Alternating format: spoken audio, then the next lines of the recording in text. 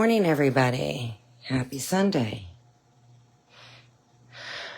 Yesterday, I had started on my Beary Sweet Honey Bear truck insert, and I thought that I would come on and try and finish it today. So, if you're seeing a live above my head, you're watching this video live, please take the time to say hello and let me know you're here. If you're not seeing the live, then you're watching it on replay. Please be kind enough to type in hashtag replay. If you have any questions, please don't hesitate to ask. I'll try and answer them. So let's go ahead and get started.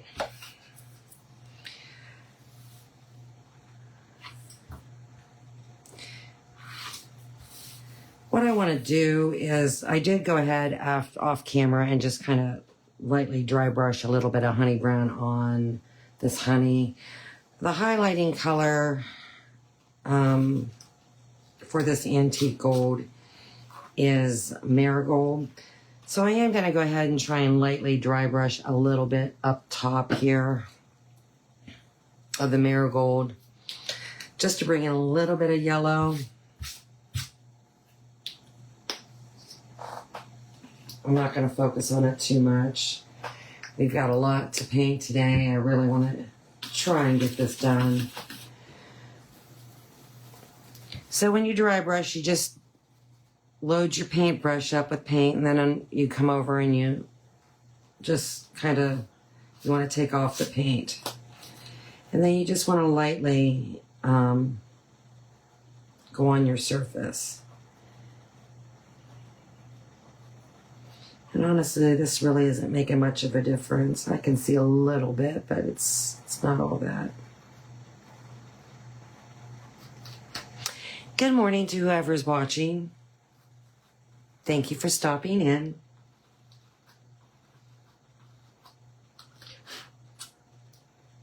So I can see a little bit, but not that much.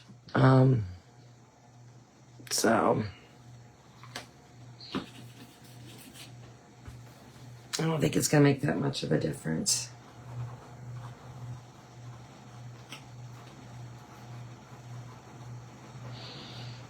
But just to add a little bit of color. And that's all I'm going to do with it. I do need to touch up my eyes on my bear, and I need to dot them. I thought about making the label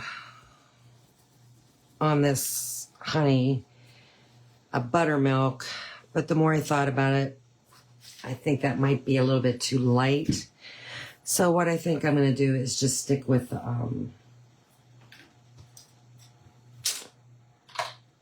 antique white. And just do that.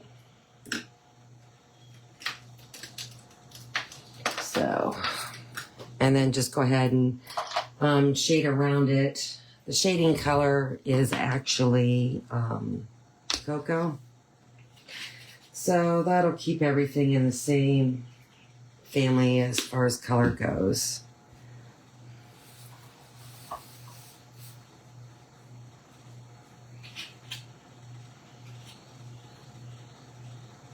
So I need to kind of touch up around where the score line is.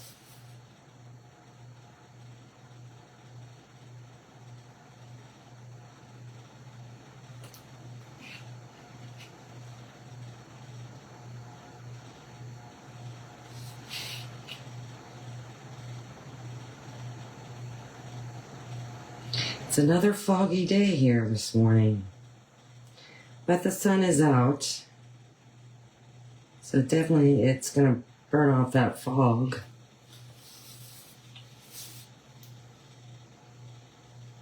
It's been warm here lately.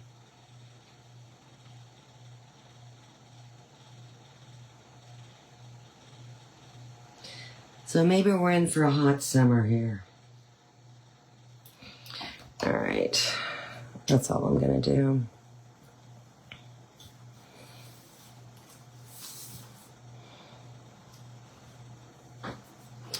Okay.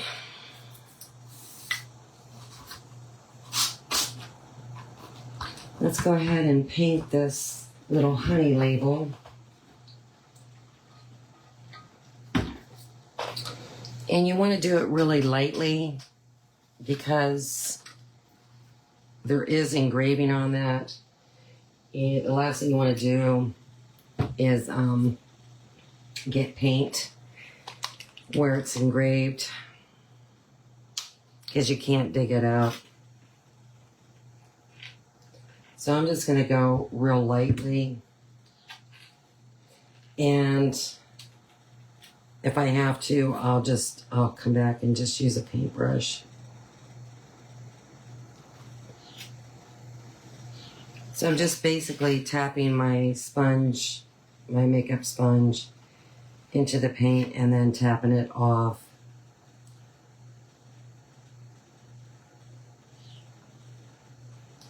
And just pressing ever so lightly. It's just very lightly.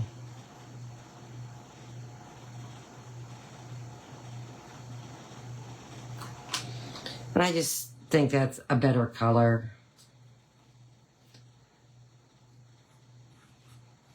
than the buttermilk.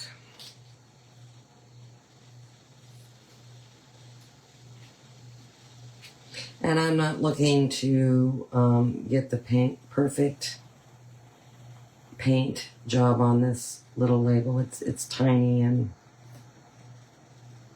I'm not looking to do that. And I do need to clean up around the outside edges of my bear, so I'm going to go ahead and do that now. I did happen to get a little bit of paint on there yesterday as I was highlighting. And it's real easy. All you do is take a wet wipe and just, go around the edges, and it will remove the paint.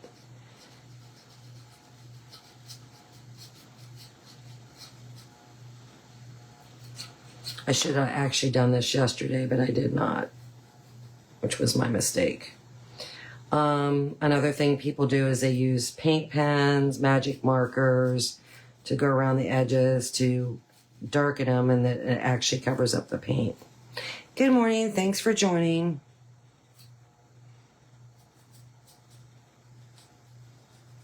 Hi, honey.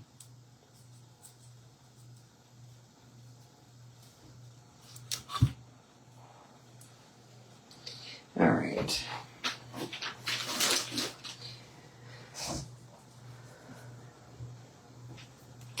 So we'll float a little cocoa around this label, and we'll get started on the beehive.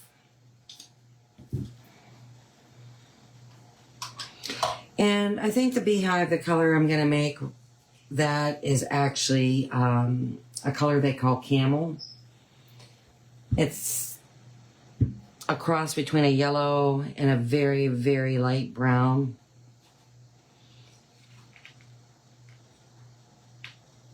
And actually the shading color on that is cocoa. So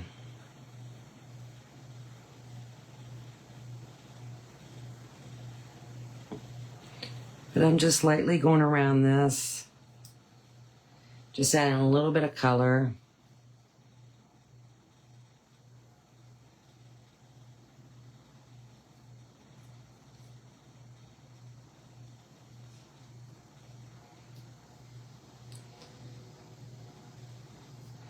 And that's it.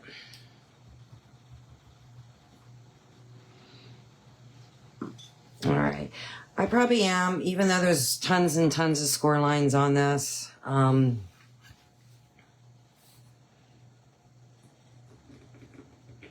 Yeah, I'm going to use, I'm going to try my sponge, my makeup sponge, and see how it goes.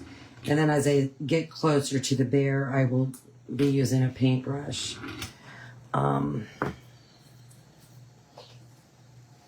We'll just see how it goes. And I'll go lightly because the last thing I'm going to do is get things in my score marks. I mean, you can see I use that tool to... I sand my pieces and I didn't wipe that one off, but you see how easy that was. And hopefully this is going to be a good color. Now, I will be doing some highlighting and shading on this. So that'll help with this. This is kind of like a somewhat light yellow, a golden yellow. I thought it would be a good color.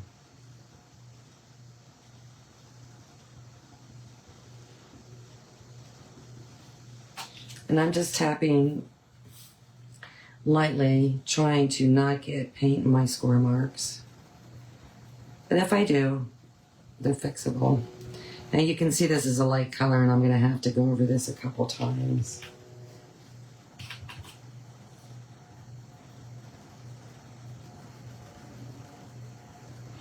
But what we have left to do is paint this, paint the tailgate and the license plates and the lettering. I have some bees that need painted. I was undecided about which style of bee I was going to use. I designed some honeybees for another design a while ago. And they have little hearts on the back of the wings, which will go with this red. And I kind of think that I might want to use those, I don't know, just to bring in a little bit more of that red color. Because basically, you know, this whole design is going to be browns, yellows, blacks, white, and it's going on a white truck. So you do need to bring in a few different colors just to mix it up a little bit.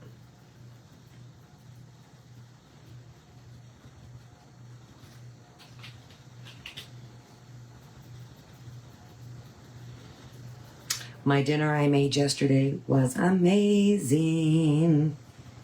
First time ever making it. Super simple.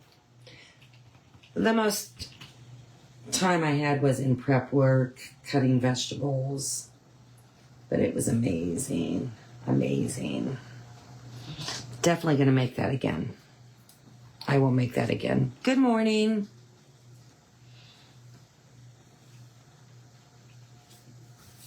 Like I said, the prep work was the most time consuming. Cutting up onions and garlic and mushrooms.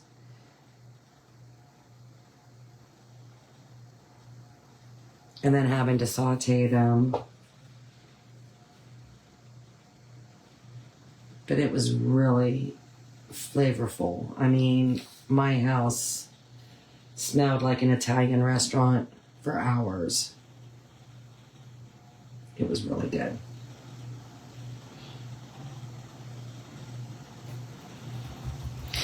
And I definitely will be making it again. There's no ifs, ands, or buts about that. It was that good. My husband loved it. He says, you should have made this before. So.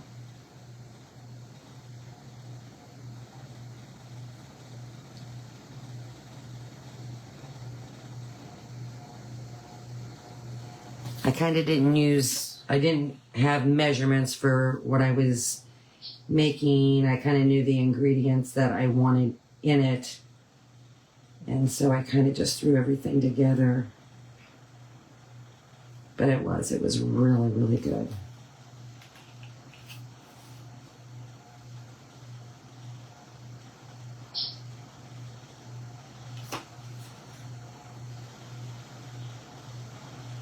Alexa, set a timer for 2 hours.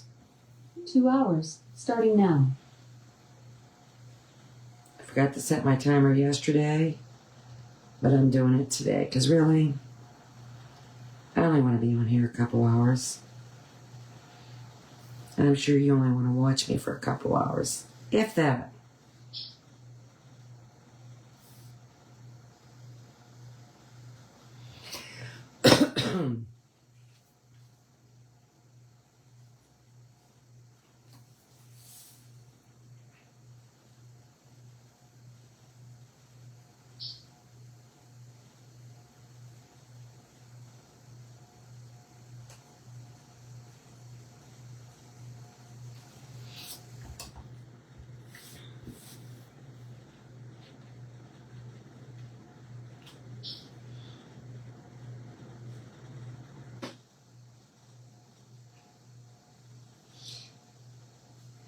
I think cocoa brown is really a dark color to be using to shade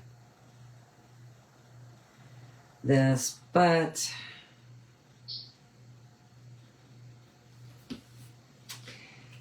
all the pictures I've looked of beehives, they always do have a dark line.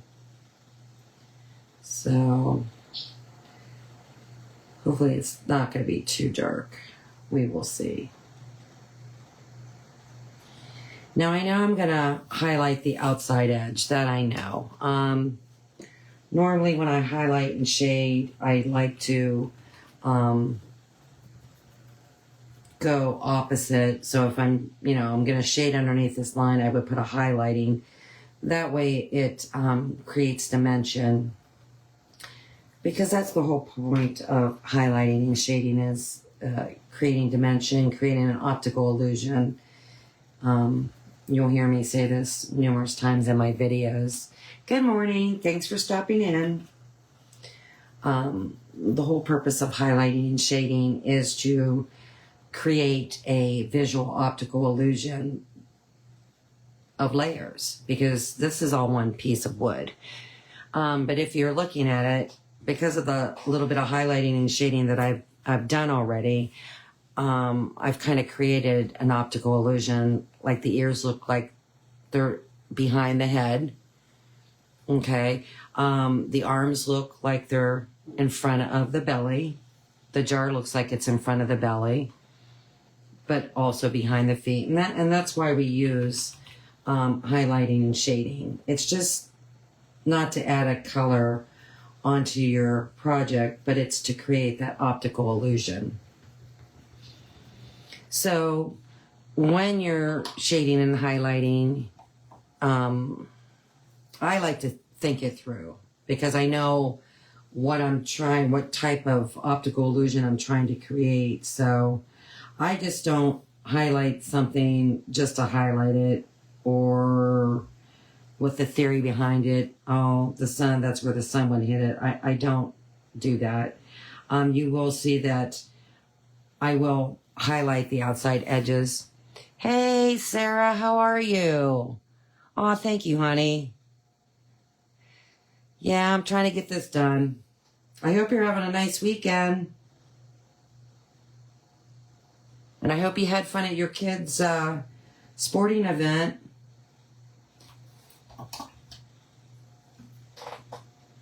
And of course, I'm going to see you tomorrow.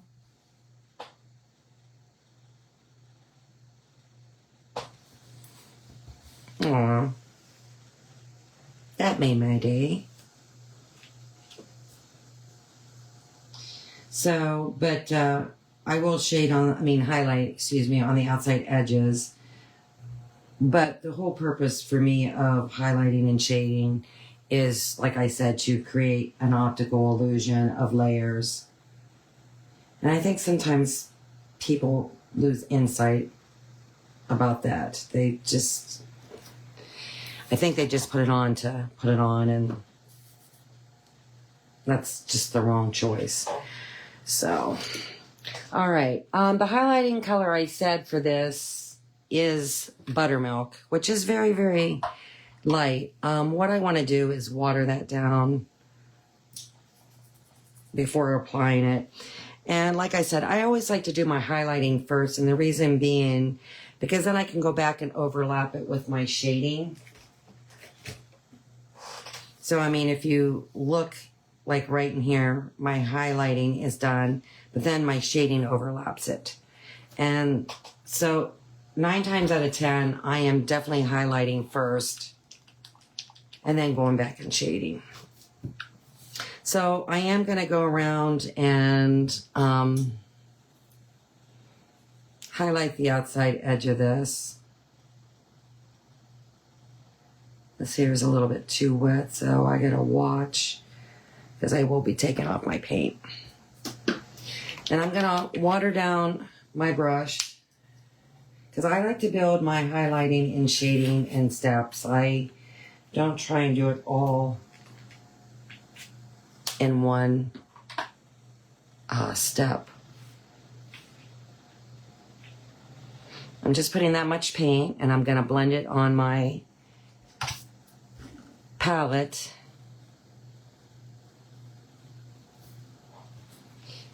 And then you just want to use a light touch.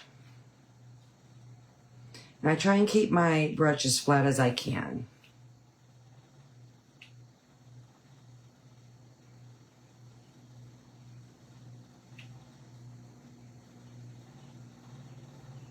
I'm just going on the outside edges, like I said. And sometimes this will fade and you'll have to go back and put another coat on. And I'm running out of paint. But I will go back and put another coat on because I do want that a little bit brighter than that.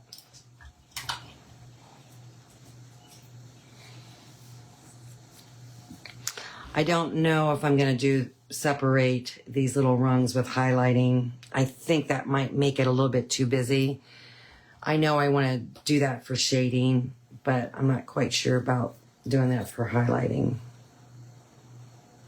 Here's the thing though, if I do go ahead and try that and I don't like it, I mean, I made a little bit more work for myself, but everything's fixable. I can either cover it up with my base color or I can go back and float my base color and kind of calm it down a little bit.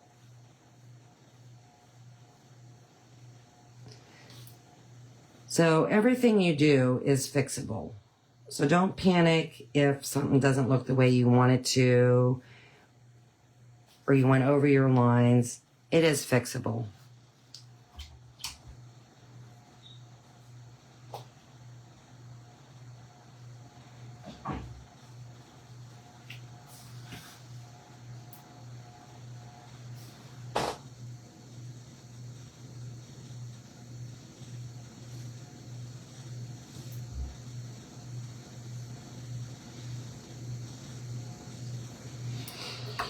And that's all I'm going to do. I'm not going to do any more than that.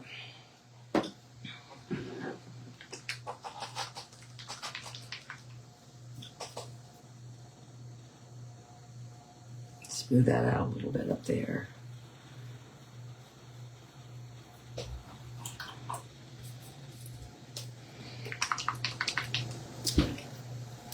Now I kind of got to wait for this to dry because if I go and shade, it's going to take off my highlighting. However, though, I know I want shading behind where this entrance is to the beehive because the entrance is going to be this black. So I'm going to try and shade around that.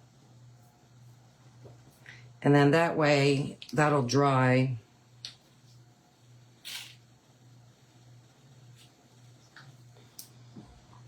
And I probably will use a smaller brush because I don't want my shading to be really thick, the lines to be really thick.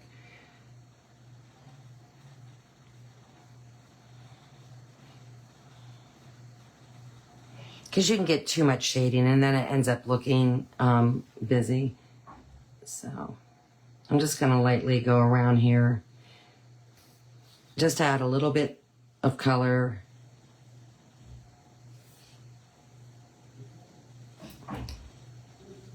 And my paint is drying really, really fast today. Just add a little bit of color.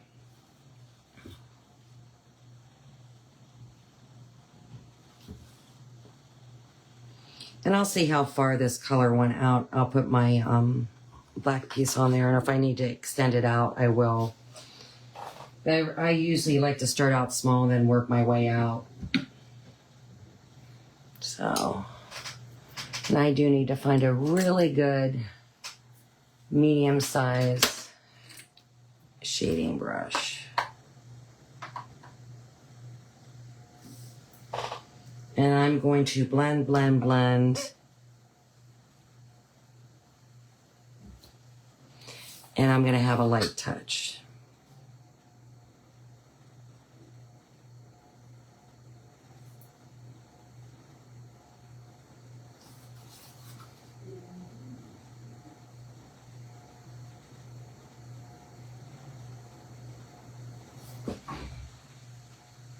Because I don't want it to be, I have a fuzzy.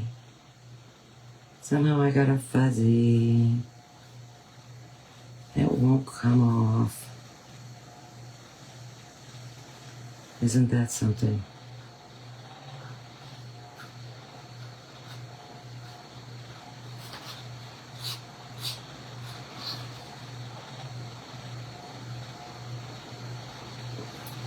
Yeah, there's something stuck there. All right, I think it's gone. But see, that's really light. And here's the thing. By me putting it on there light, if I feel the need to go back and it needs darkened, I have that option. I can darken it. When you put it too dark from the beginning, you don't have a whole lot of choices. I mean, you can go back and, you know, put more base coat on or float the base coat, but you're kind of stuck. And that's giving me a line that I don't really like. Good morning.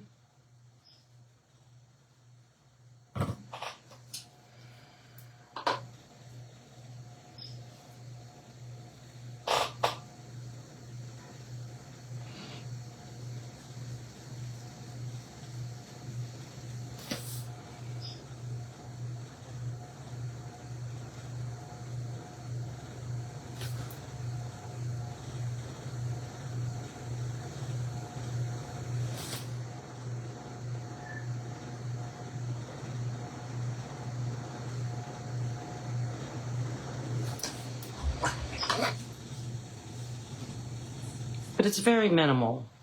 But it's making a point.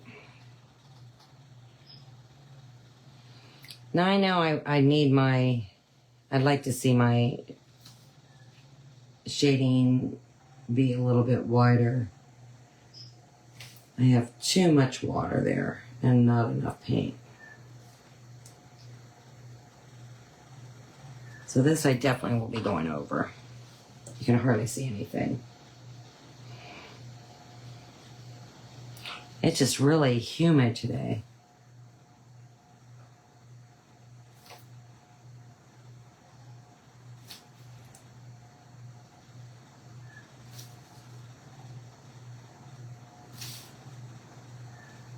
That's about how wide I want my shading to be. Good morning.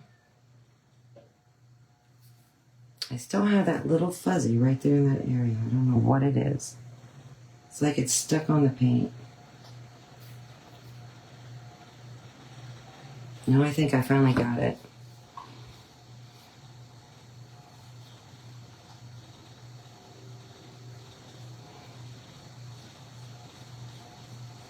Good morning. Thanks for joining.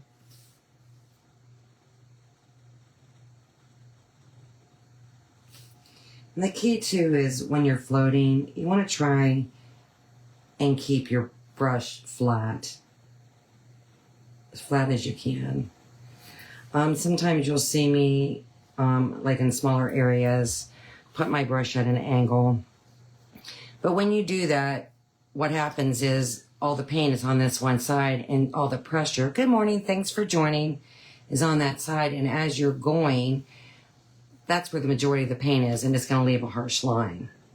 So you want to try and keep even pressure when you're floating. And it just takes practice.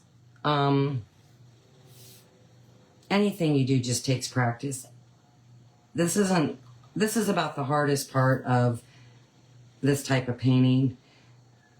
But you can't accomplish it. It takes practice.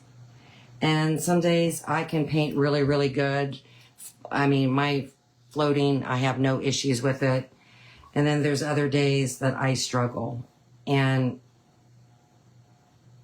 you know, it's hard to be perfect every single time. So just know it takes practice.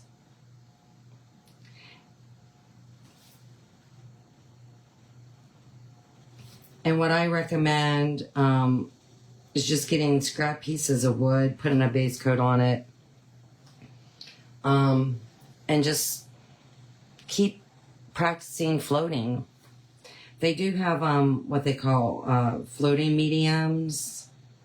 I want to say I bought something, I want to say it was Deco Art, and I want to say it was called a floating medium. That helps. What that does is it helps keep moisture in your brush. I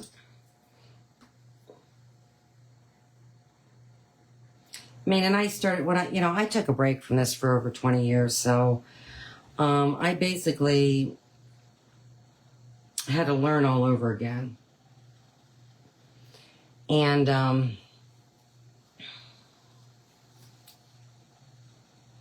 it took a while.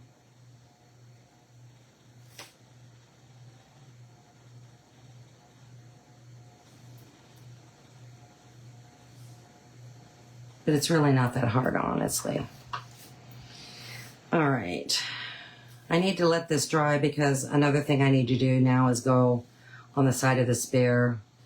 And then I do want a little bit darker around where this opening's going to be. Yeah, you're not going to see really any shadowing there. And I do need a little bit of shadowing. So I need to let that dry. So while that's drying, what I'll do is I'll dot my bear's eyes. I like to use a stylus. I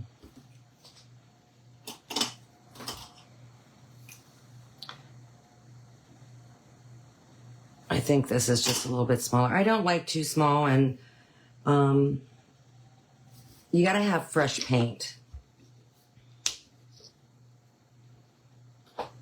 So if your paint has been sitting out for a while and it's starting to get goopy, don't try and do this, because you're not going to get the result you want.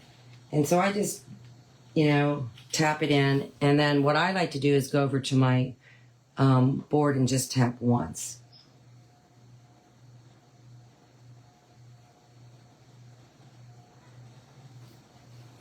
And that's it.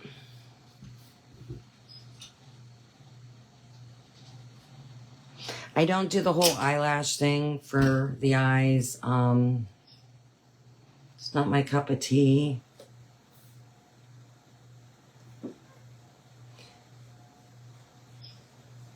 I like to try and make my, design simple. And by adding eyelashes and all that stuff, I mean, yeah, the result's nice, but if you're new to the painting world, the last thing I want to do is kind of frustrate you, because eyes are hard to paint, especially if they're tiny.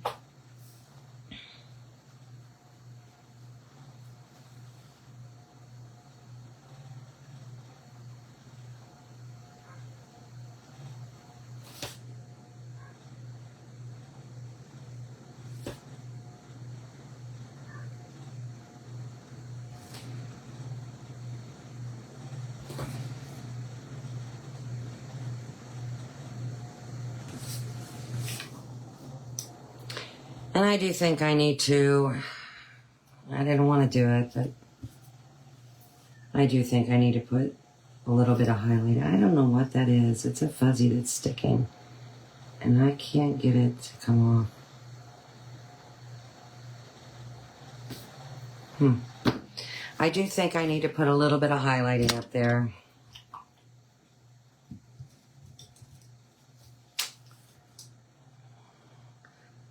So I'm just going to get an angle brush because I just want a thin line of highlighting, just a thin line. I don't want it wide.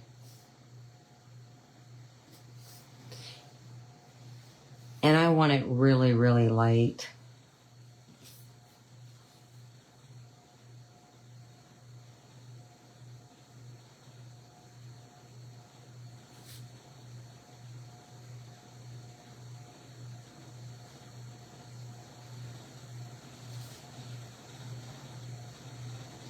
And I'm kind of getting that harsh line that I talked about, but for this particular instance, that's kind of what I was after. I didn't want a wide float.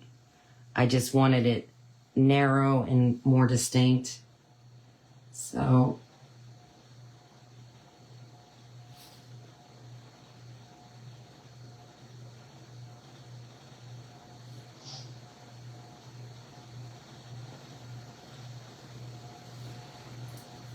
and I might have to go back and go over it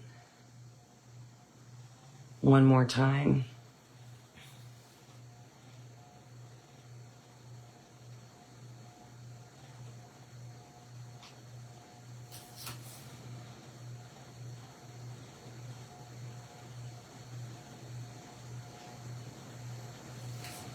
I'm running out of paint.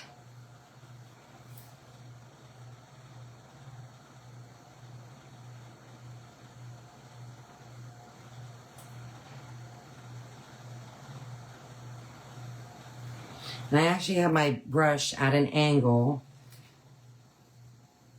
so it's forcing me to do a thin line. I'm getting a bold line, but that's okay.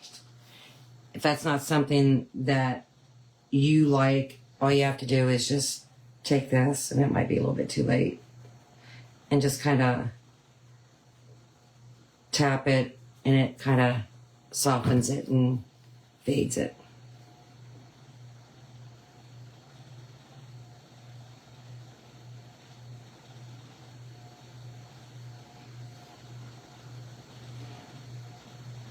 And I'm running out of paint already because I don't have a whole lot of paint on my brush.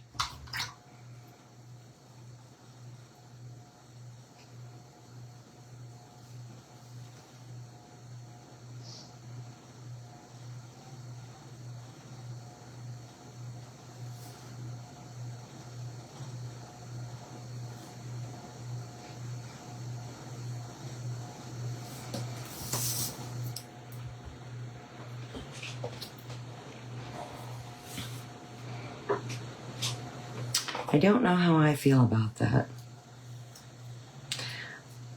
I don't think I like that cocoa as a shading color. I really don't, even though that's what Americana says to use. And they're pretty spot on with their shading and highlighting colors. They really, really are. But I don't think I like it.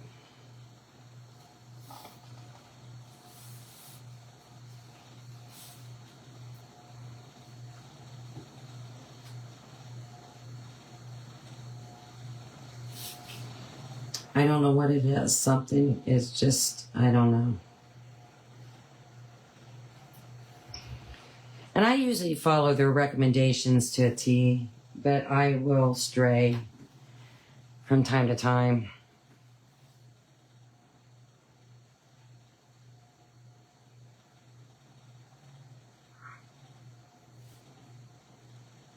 But I'm not feeling that.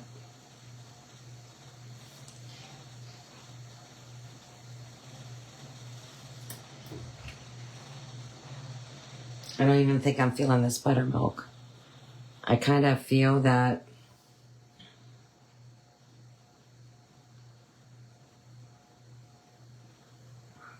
it should be a little bit of a yellow. What are your thoughts?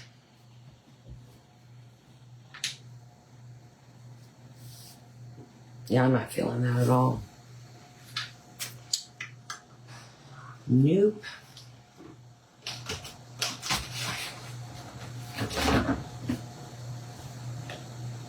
Oof.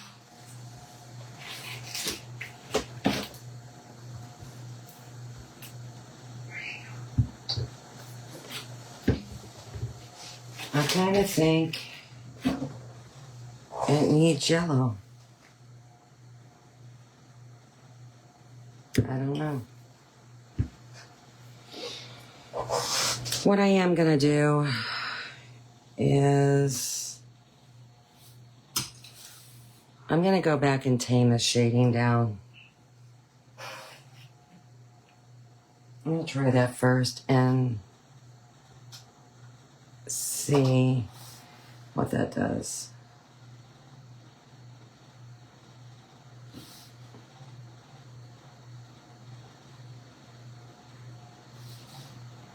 I'm just not feeling that cocoa. I think it's too dark.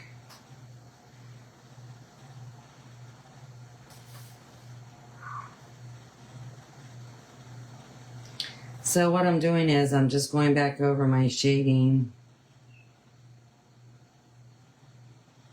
with the base color.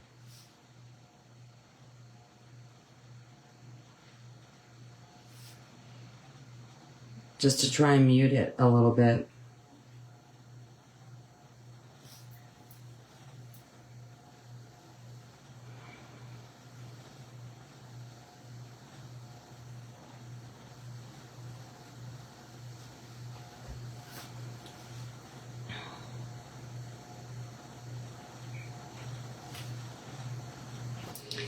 And I kind of knew this beehive was going to be something I was very uncertain about. I was uncertain about the colors. I was uncertain about everything about it. So it softened it somewhat, but I don't know. I'm not feeling that color. I'm not feeling any of that.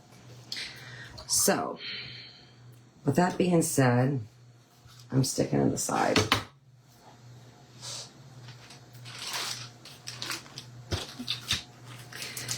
And let's move on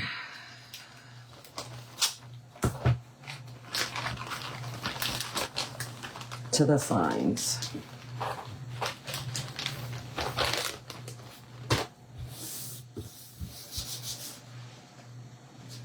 Yeah, I don't know. That's a little disappointing.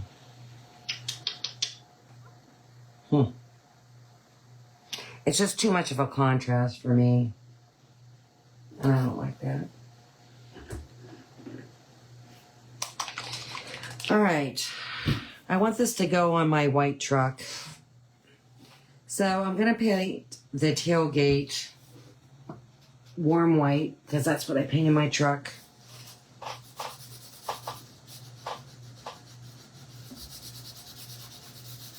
I'm going to use a makeup sponge, but I know I need to be careful because I have little marks here to show like the path of the bee flight. So I want to go very, very light. This I want to actually paint yellow. And the yellow I'm going to be using is my marigold. So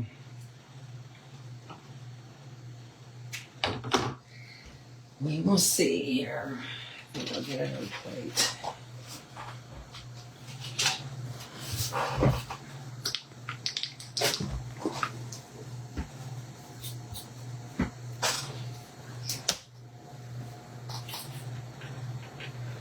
And normally I shade or highlight around my tailgate. I won't be doing that today. I'm just going to leave it solid white. Because this is going to, in a sense, be busy anyhow with the lettering and the bee, and I'm not going to do that. And I don't care if I cover up the score marks on my lettering. That's just there to help guide you to where to put your letters. But I do want to be careful with these little dash marks. And if I have to dig them out, I have to dig them out.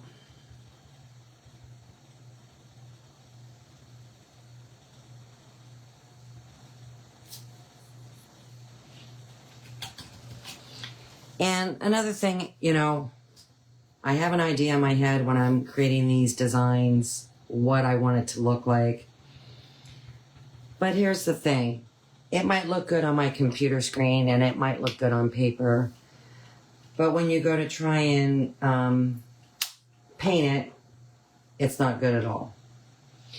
So a lot of times I'll go back and adjust my designs.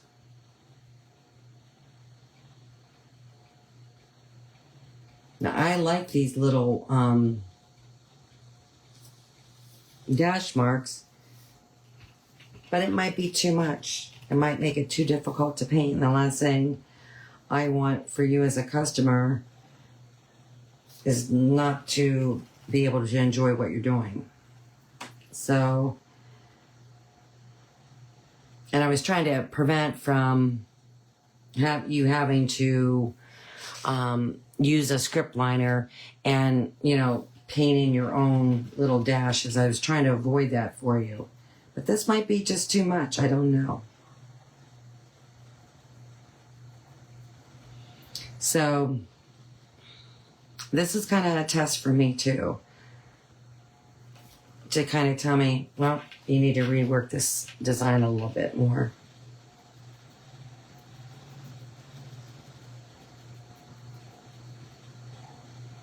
And I'm just going really lightly when I come to those little dashes.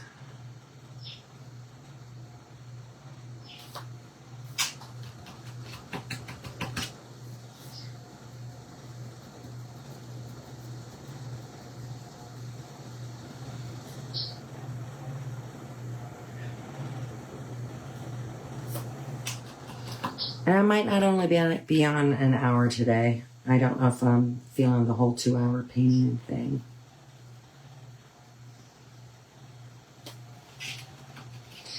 And doing these lives is just a test. I don't know if this is something I'm going to continue to do. I thought I'd try it for a little bit, but I don't think this is something I'll probably continue.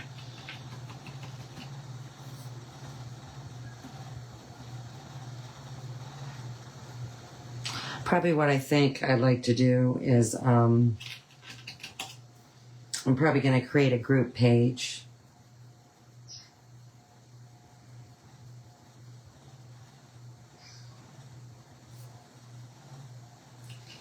And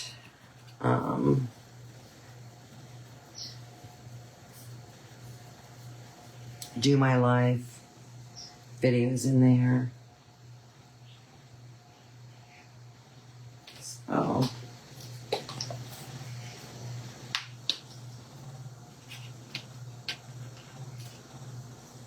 if that's something I end up doing, I will announce that on my Facebook business page.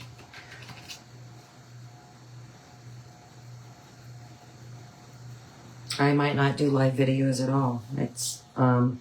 This is just something I thought I'd try. Never really did it before. Don't know how I feel about it.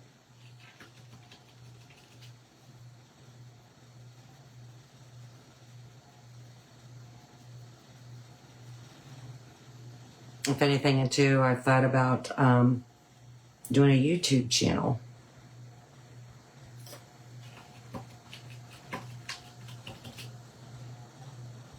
I know when I came back trying to learn how to paint again after taking my break, the first thing I did was go to YouTube to look for videos on painting to see if anything has changed in the 20 years I took my break. And everything was basically the same.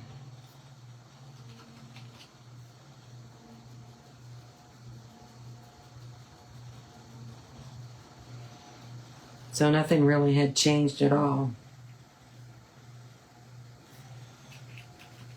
So just give me time to review the process, because I took that break for so long.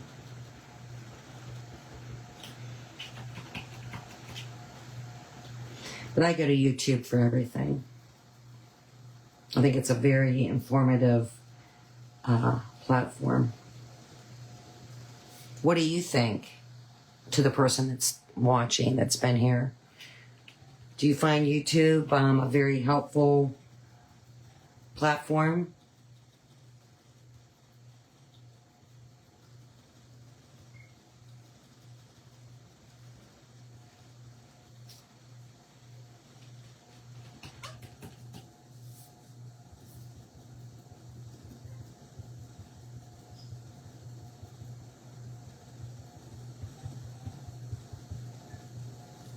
Are you the same person that was here yesterday watching me all day? Do you like what you're seeing? Do you like my designs? If you do, and you would like to purchase one, whether it be the SVG file or a DIY kit, please tell me your name. Send me, or private message me if you don't want to say it publicly. You can private message me. I would love to send you a coupon code to my Etsy shop.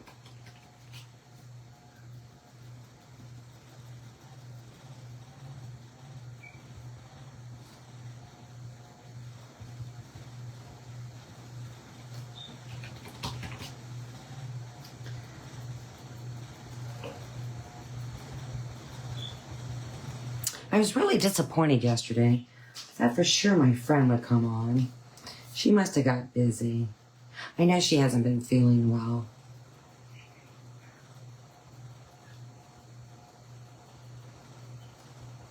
I never seen anyone that can get sick like she does. She just doesn't take very good care of herself. She's just constantly sick. It really makes me worried. It's concerning. You know, as we get up there in age, I believe she just had her birthday, if I'm not mistaken, like myself. As you get up there in age, you really gotta change your lifestyle. And you gotta take better care of yourself.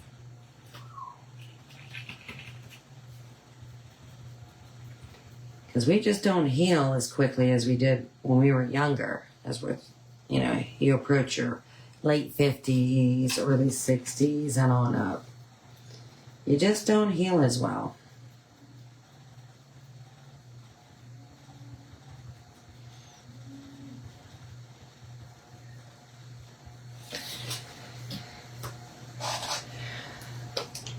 It's very unhandy getting older, but it's a part of life.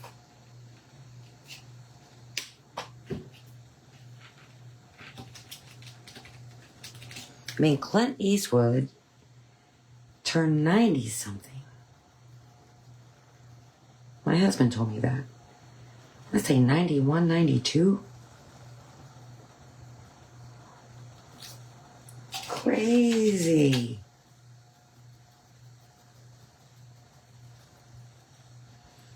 You know, all these people you look up to as you're younger are getting older. But unfortunately, you're getting older. It's crazy.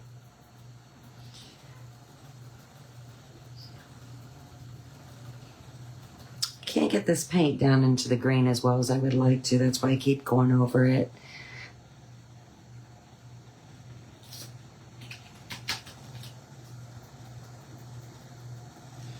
But it's staying out of those dashes pretty good. A lot better than what I thought it would be. So I probably will leave this like this. And you're probably wondering what this little circle's for. I actually have a bee that's going to attach to this tailgate. And because the tailgate is real close to the layer, another layer on the back of the truck, I have a spacer that you will glue to that, and then you glue your bee on top of the spacer. Excuse me. And what that does is it actually puts it over top of that little area. So I have one of those on my lights and plates as well. And it just adds another layer, you know, more dimension and interest, and that's what everyone's after. Yeah, it just is not covering as well as I would like. I don't know why. White's tough anyhow.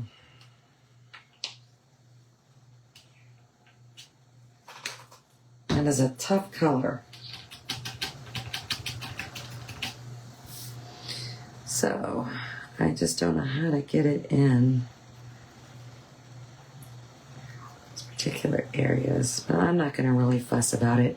Because this is a, you know, this goes on my old rustic farmhouse truck. So...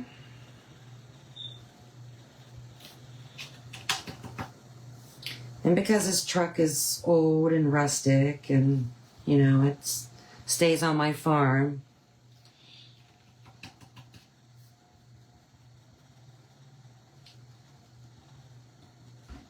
it's worn out. It's starting to rust. It's just, it's seen better days. It has seen better days.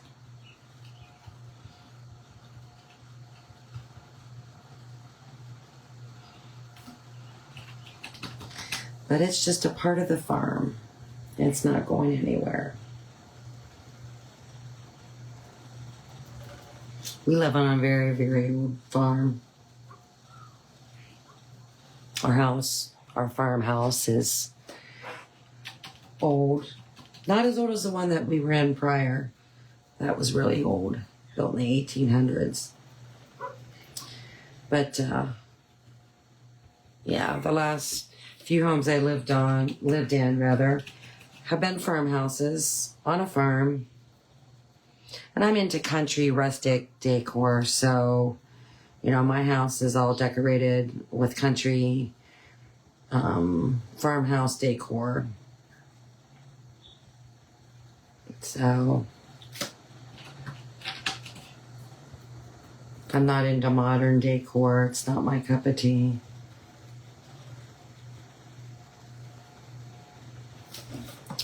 So,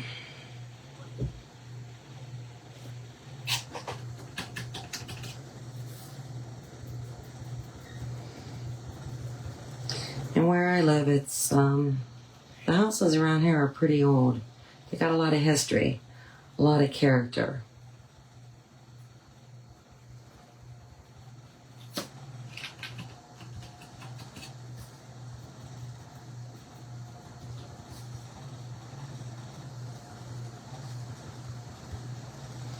All right, that's good enough. I'm not gonna fuss anymore. So, like I said, I want this to be a marigold because that's the color of what's gonna be on my bees. So I'm gonna paint the license plates a marigold. The lettering is gonna be black, so black and gold for Pittsburgh Steelers. Anyone that knows me knows I'm a huge Steelers fan. They're going to stink this year. Why they didn't draft a quarterback is beyond me. They should have been looking at that when they kind of knew Ben was retiring. I don't know what they're thinking.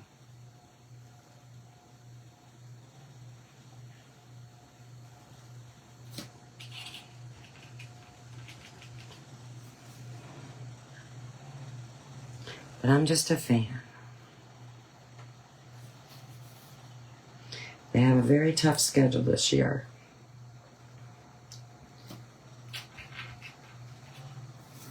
As long as they beat the Browns, I really don't care.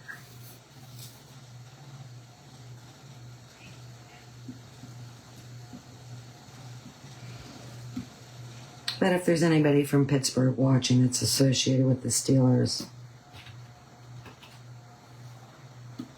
you need to look at getting a quarterback. Come on, guys.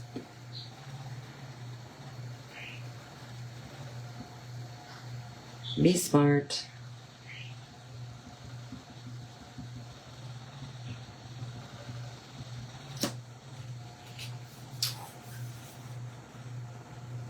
I'll be watching the Indiana Pacers take on the Knicks. Go Knicks.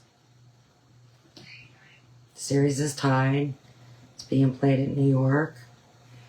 Now the other game that's on today is the series tied. Oh, the Denver, Minnesota. That series is tied. So somebody's not going to be a happy camper today. I am a Cavs fan, huge Cavs fan, but they were just too darn beat up this year. They went pretty far, but I knew they weren't going to beat Boston. They were just too beat up, which is too bad. But they got some really good players, and they'll be back next year. All right. I need to get my lettering out. I'm going to use that marigold to do my lettering.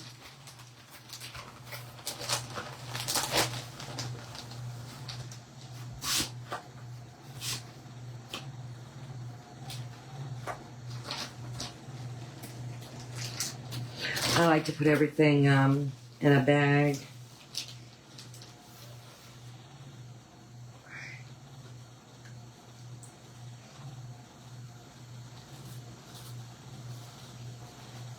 I forget how this letter goes. Huh. Kind of looks the same. No.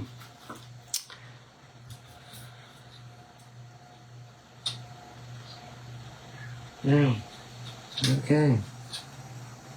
It's kind of weird. But that's the font, so you gotta stick with the font.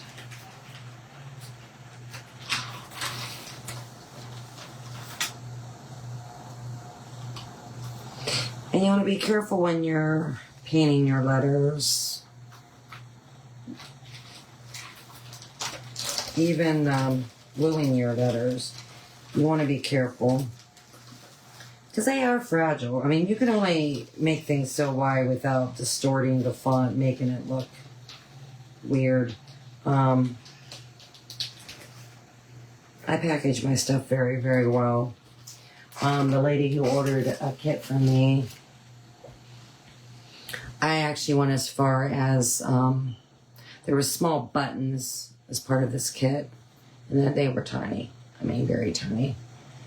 But because I pride myself on customer service, I went ahead and just cut a whole nother set, an extra set of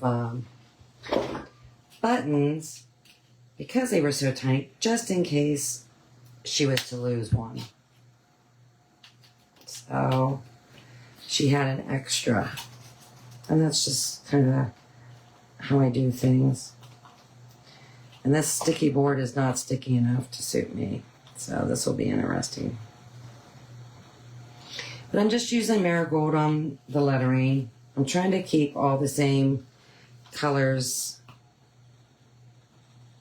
schemes. I'm not one to put 5,000 different colors of blue, put a light blue down, and then just randomly, oh, navy blue, that looks good. I think I'll shade with that. That's not who I am. I really think out what I'm doing when I'm painting. I know how I want my project to look in the end. I just don't sit here and wing colors together. Now, I really did think about that camo on that beehive, but that is not a good choice.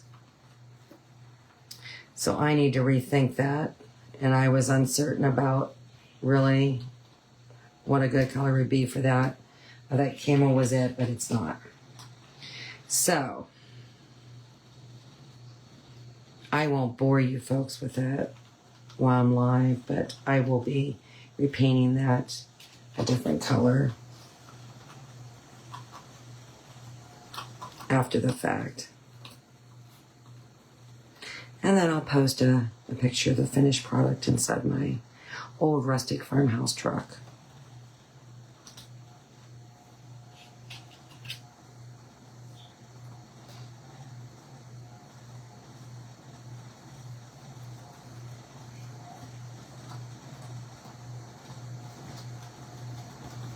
And I will have to take a break here shortly because my water's kind of dirty.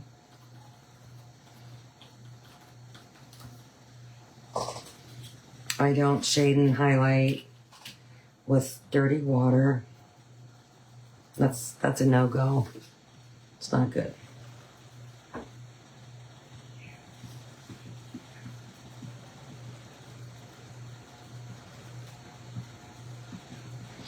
Now, I probably will go around this marigold with honey brown, that license plate. I think I will do that.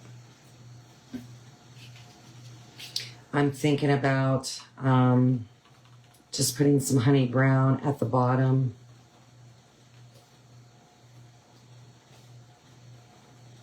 Of this marigold, I don't know yet. Sometimes you can go overboard doing that ombre effect. Sometimes it can make it too busy. So, I'm undecided.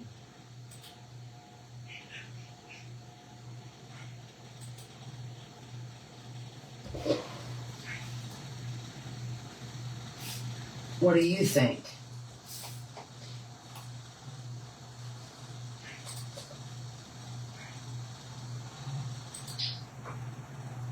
Do you think I should, do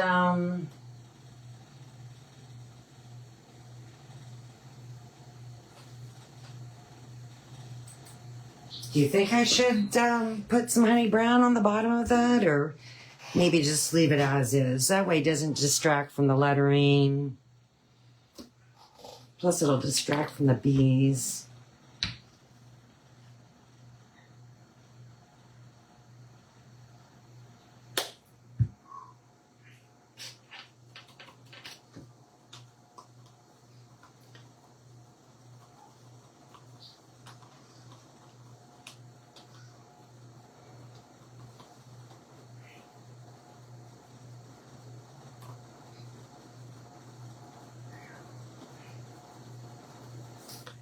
And I forget what the highlighting shading color is for this. I want to say raw sienna. Maybe that was the antique gold that I did. Oof. I don't like that idea at all.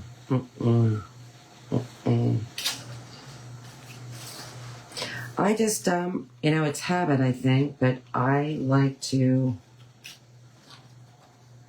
shade anything that I do yellow with honey brown. I don't know why. I just do. But before I make that choice, what I'm going to do is actually set this on my tailgate. See, I might even shade around that. I don't know yet. I always shade around my tailgate, but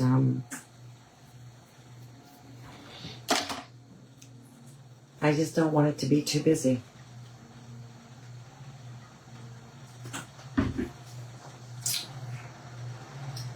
So I would love some feedback, what your thoughts are.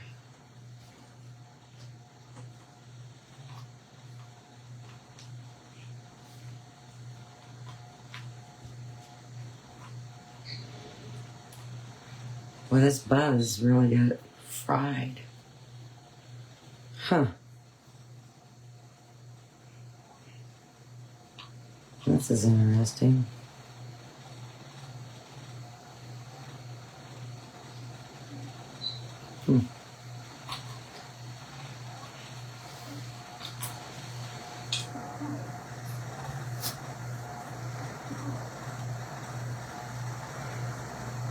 I always like to make sure I have my pieces on my sticky board the way they're supposed to go on, because the last thing I want to do is paint the wrong side.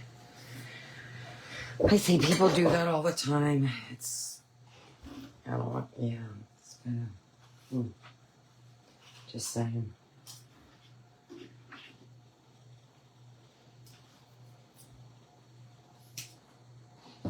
That would be embarrassing to paint the wrong side or, glue it upside down. I would be embarrassed if I did something like that. Why? That would be embarrassing.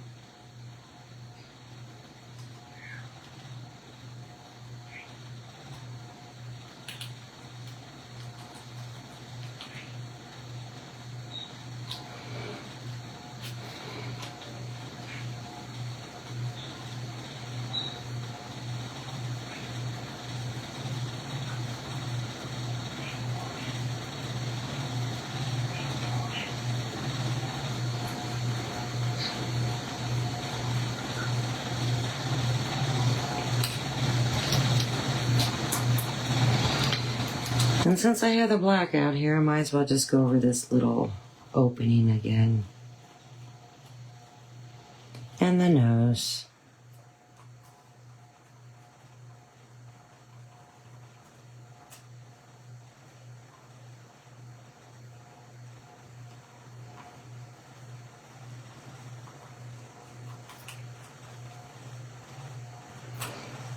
And I think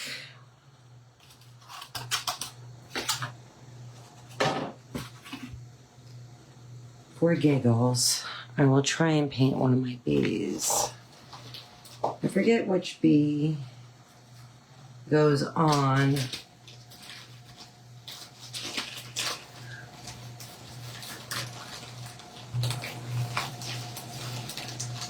the tailgate.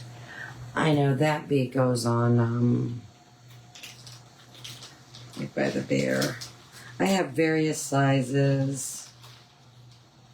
They're going to be time consuming to paint. There's no ifs, ands, or buts about it. I probably should look at my original drawing. But see, it's to go like this. You glue it on like this. See? That's what the spacers are for. But yeah, I will have to revert back to my drawing.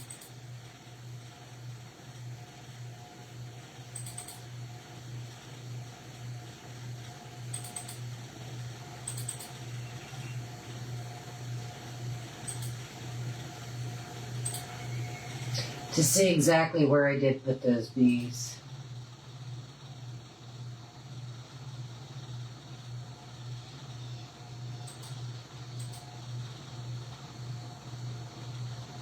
Wow. I actually have the big bee. That's kind of interesting. Yeah, because it's going to go above that fence. Or,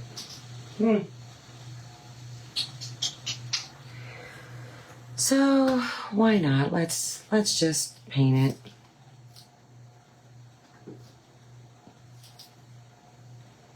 Kind of get an idea.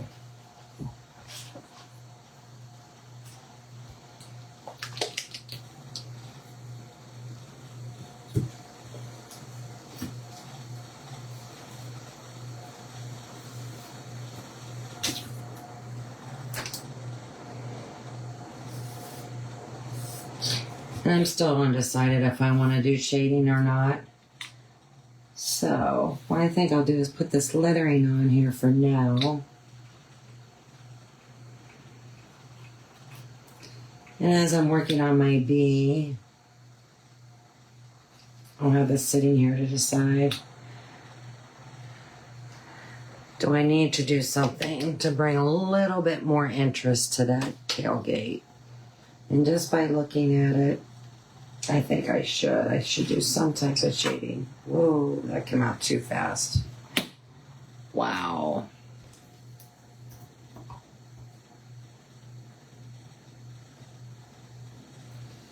So I probably will do some shading.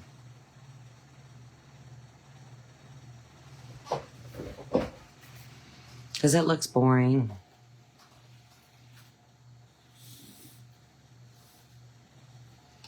It looks boring. I didn't want to shade around that, but I gotta do something. And I'm just using the marigold to paint my bee. I put out a lot of marigold out, so I might be painting a lot of bees right now.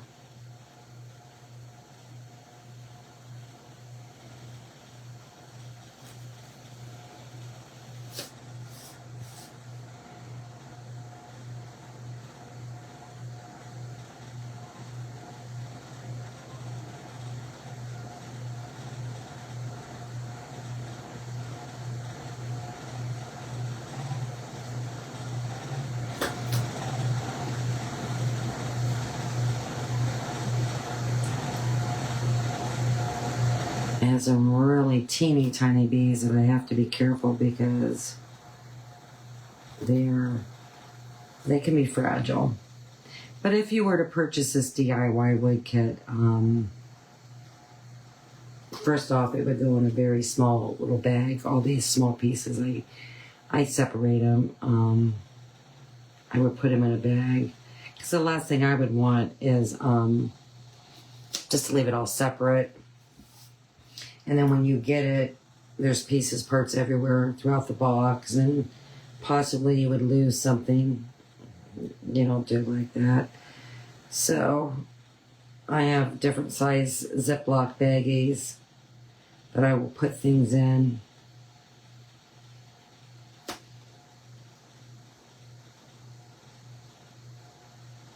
And then bubble wrap, of course. So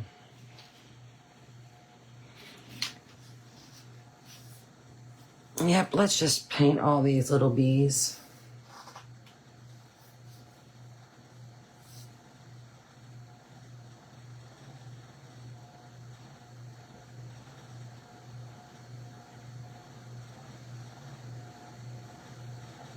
I like this marigold color. I use it a lot.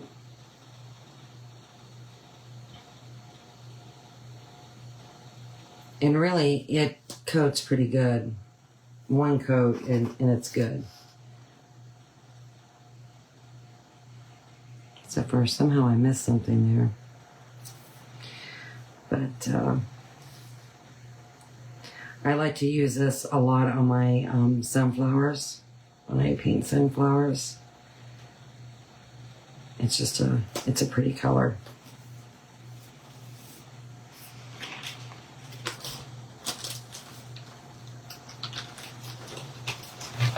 Like I said, I've got a lot of bees.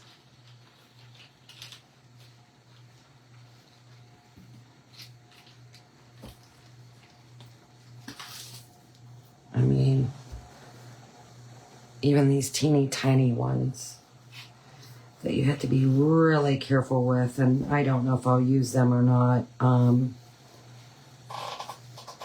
because the antenna is just so fragile.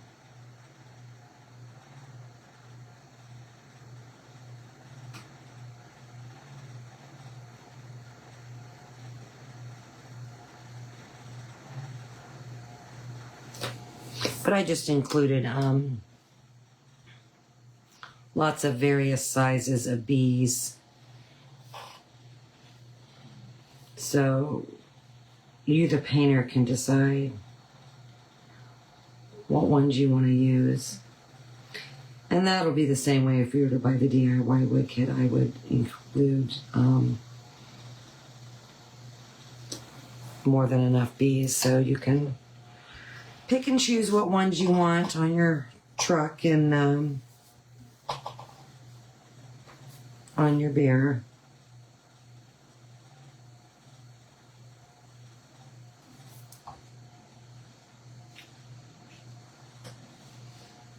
I like to give options. I think that's nice to give options.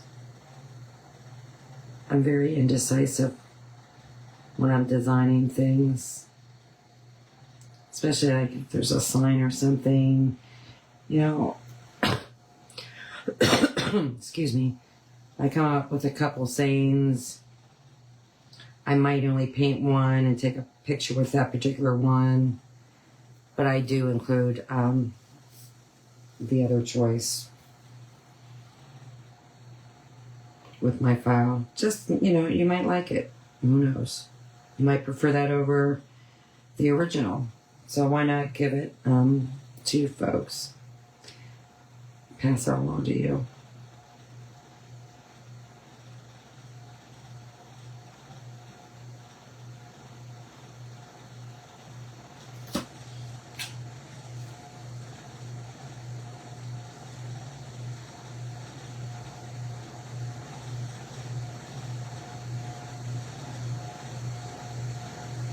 You don't get a whole lot of bees out where I am. I've never had to worry about bees out here. And we get a wasp every now and again, especially in the garage. Hate that. My husband's cutting something out in the garage. I just heard the saw fire up. I don't know what he's cutting.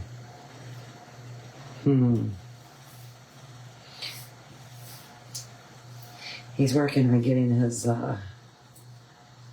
garden ready to be planted, putting the barricade up. Because we live on a farm, in an old farmhouse. And unfortunately, because we live on a farm, people like to drop cats off. And we have an abundance of cats.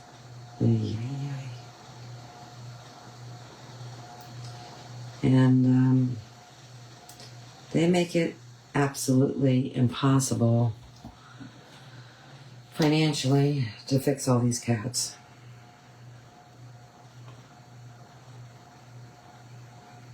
A lot of them disappear. They run off.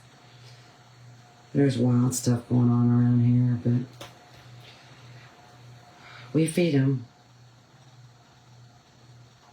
We go through 40 pounds of cat food a week. Because my husband and I will not allow an animal to starve. We just don't do it.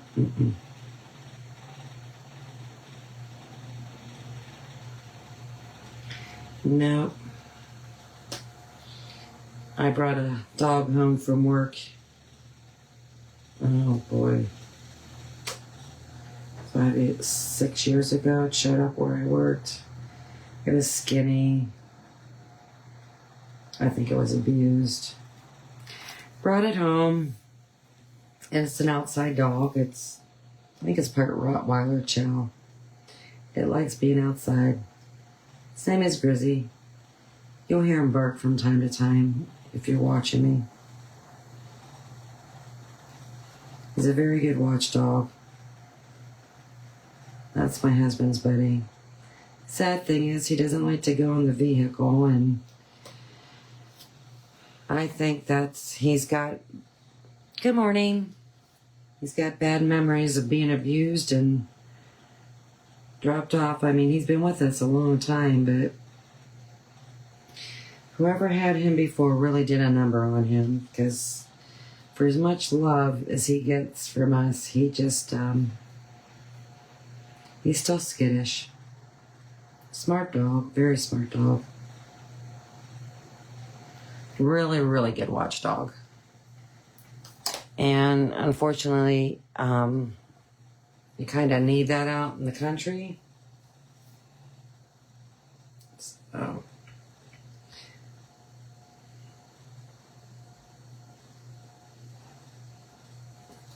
He loves to run.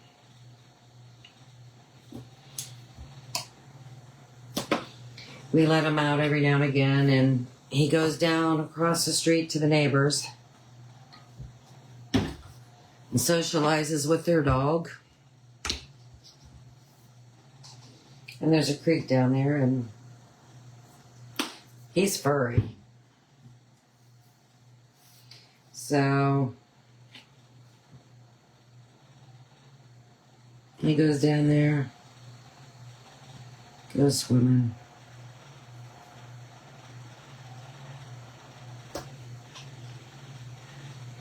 These little tail parts are going to be testy to paint. I can only imagine on the smaller ones. Oh my.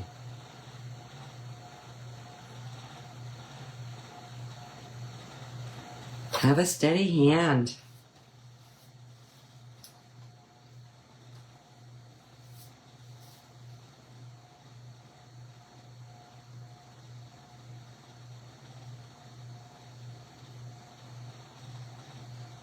Something you'll notice too, and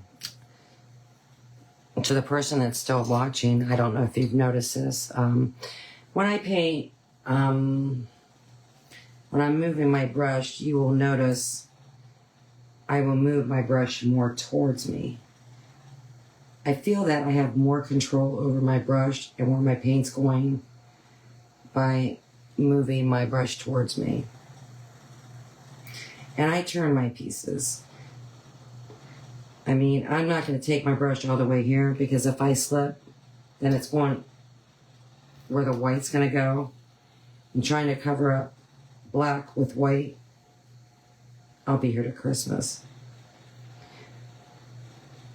So,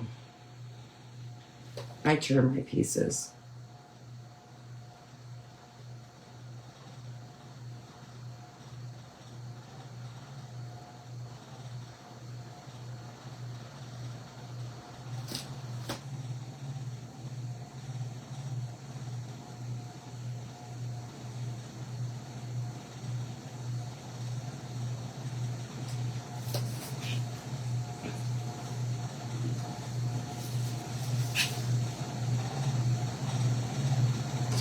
Yeah, I have other bees that I made, and I was undecided. I kind of like these bees too with the little heart.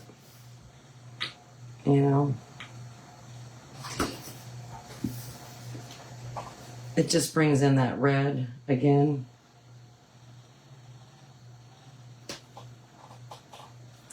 But I see just by sticking that bee up there with the white wings, I'm going to have to shade around the tailgate. I'm going to have to. I didn't want to.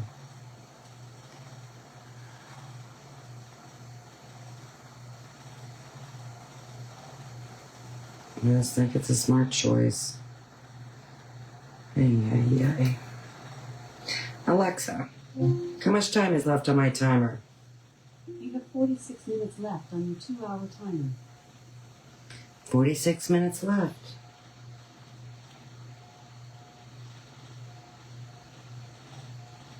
I know I won't get these all painted.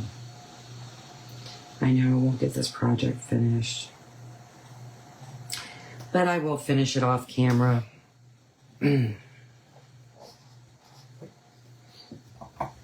I really got to rethink that beehive. I don't like that at all.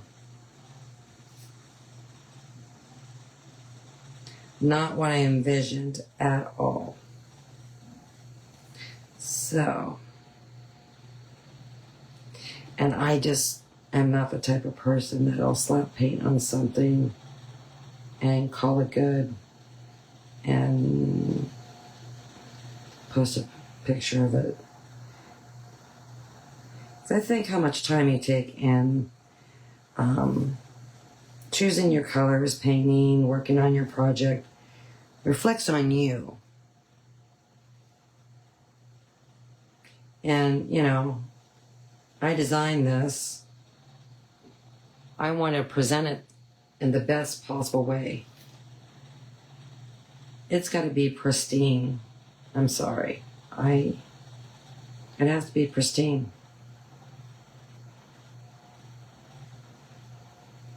I want people to look at it and go, oh, that's really cute. I like that. I think I need that. I would like to try and paint that.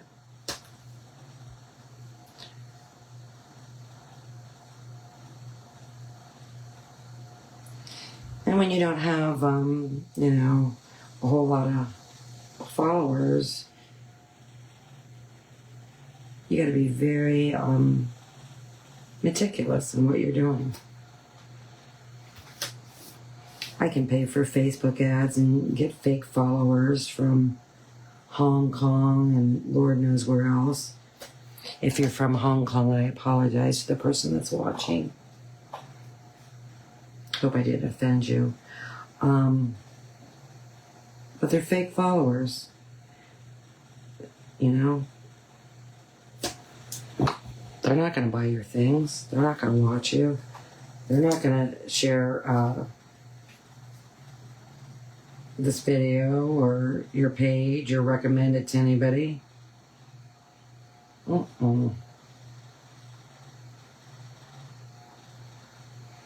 So what's the point of spending all that money advertising for fake followers? It's kind of dumb.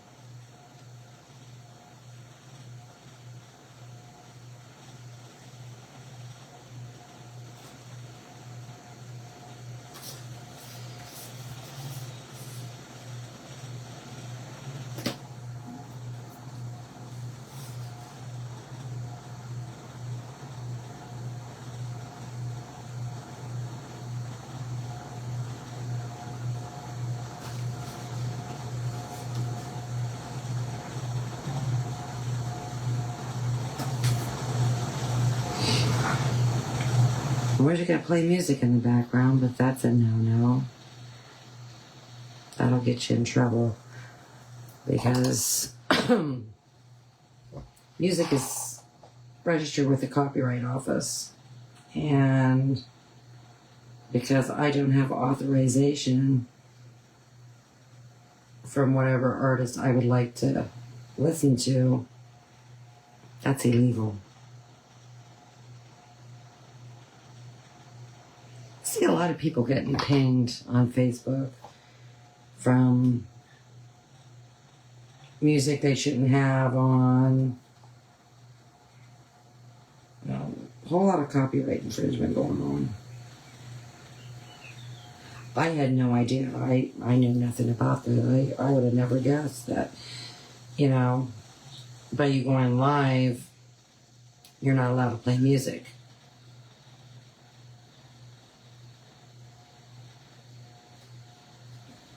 And I did mine through my Alexa app. Sorry, Alexa.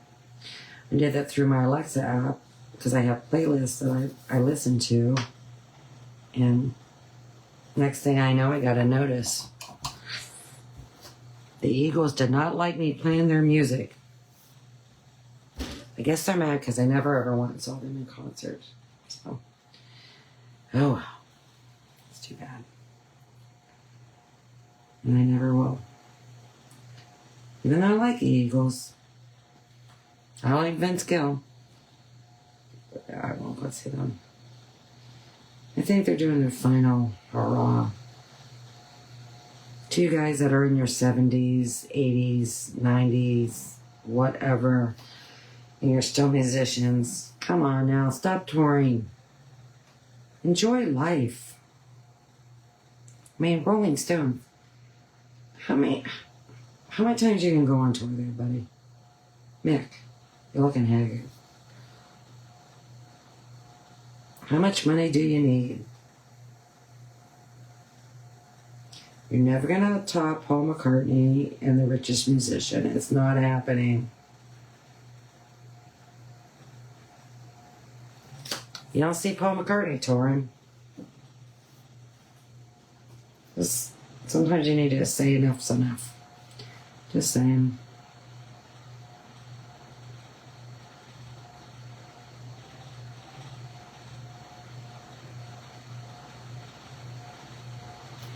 I love music, but I will not pay the prices they want for tickets. No, no, no, no, no.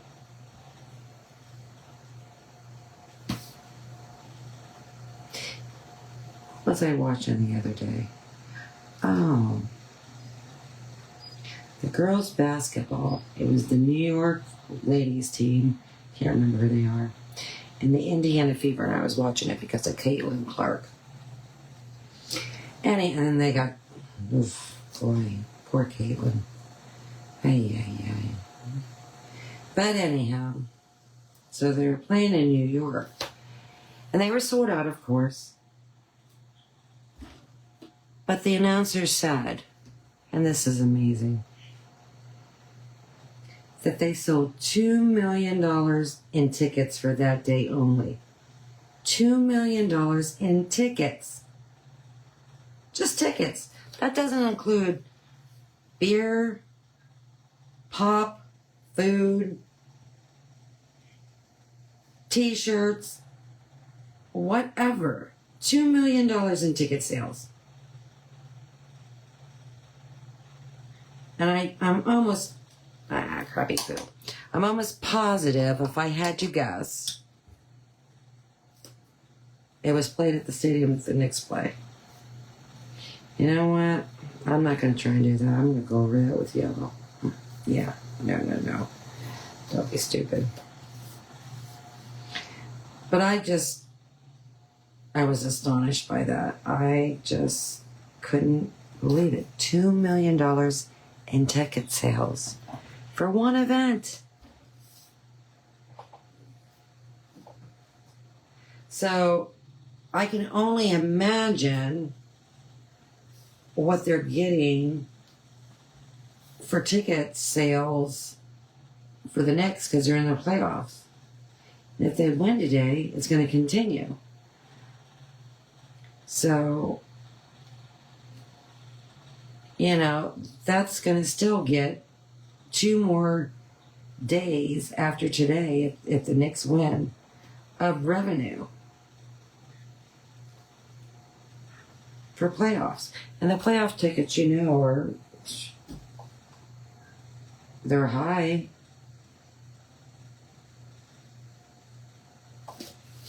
$2 million.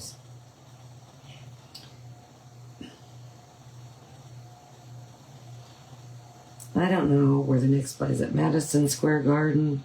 But if it is, they're doing concerts and whatnot. So,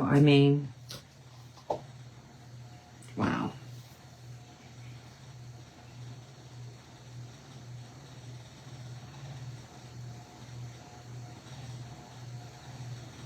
We pay too much for sports.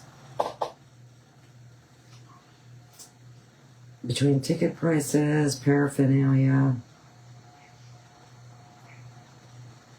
No. These players are making way too much money. I think it's ludicrous. I'm gonna get my money. Watch on TV. Not going to pay to go to a game. Nope.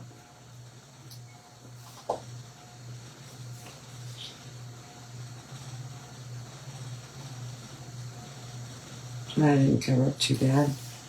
2 coats, that's not bad at all, considering I had to cover up black. And I probably will shade and highlight on these. Oh boy. This is a tap, tap, tap, tap, tap.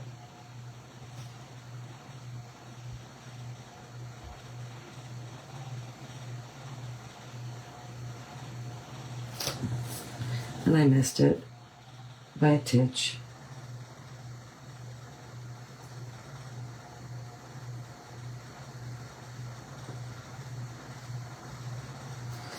And I'm not going to worry about it.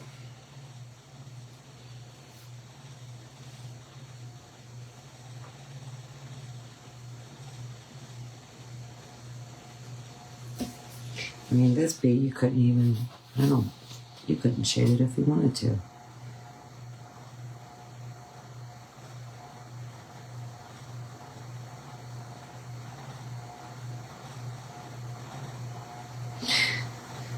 Oh, so I will be watching the next game.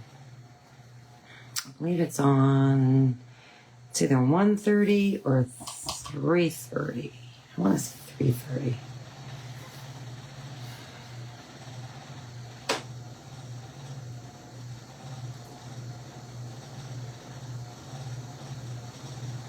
Indiana's pretty tough, though. At Halliburton, boy. Oof.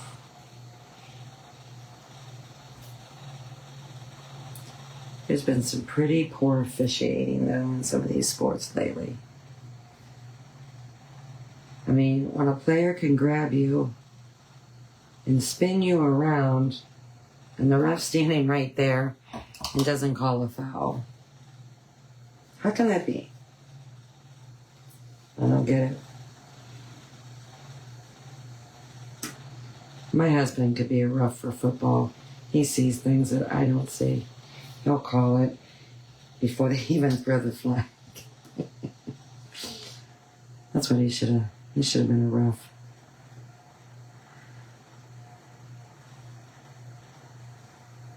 We're huge sports fans. We watch sports all year round. There's certain sports we don't watch.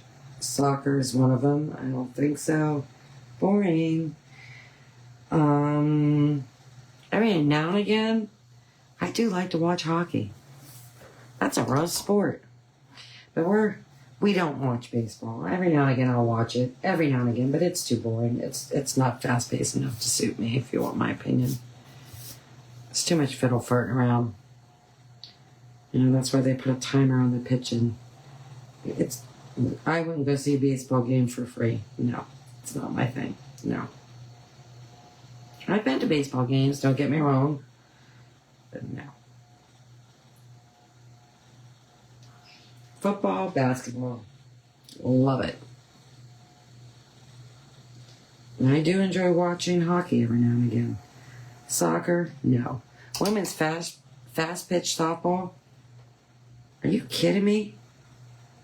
Boy, some of those girls, whoa.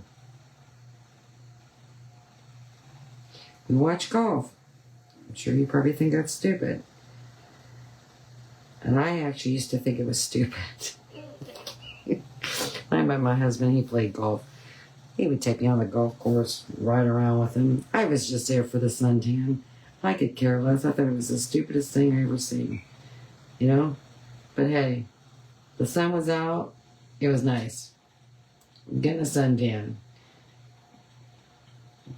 Then I turned 40. And I don't know what made me do it. But we used to camp, and one day, I don't know where my husband was, but you know, there was a golf course right up the street from our house. So he always had his golf clubs with him. Always. And he went somewhere. We were in the back row of this campground, and behind us was nothing but a field. I took his clubs and I just started smacking balls. Actually, his good golf balls. But he caught me. I shouldn't say he caught me. He come home and seen I was doing that and thought I had an interest in it. And he bought me a set of golf clubs for my 40th birthday. Ay, ay, ay. But he taught me how to golf. And we went to that golf course right up the street from the campground. And I ended up being a pretty darn good golfer. Yes, I did. I don't play as much as I used to. I used to play in a league, and I'm here to tell you, me and my partner, Cindy and Cindy, it was a team of Cindy and Cindy. She was older Cindy. I was younger Cindy, because she is older than me. Or I would say, nicer Cindy and mean Cindy. I was the nicest. But we were tough, man. We were tough. I mean, we were... Good morning. Thanks for joining. It seemed like we were always giving 10 shots. Always. And then getting thumped. Because it's hard to give someone 10 shots in golf. I mean, especially when you're playing 9 holes, you're giving these people a shot a hole. It's hard to win in the league doing that. It really, really is. But we pulled it off. We were pretty tough. She was the more laid back player. She would strategically place her ball so we had a next shot. And I always would make sure that we had a shot, and then I would go for it. Then I would hit my ball and I would go for it. And it was spot on. And that's how we played. And it worked for us.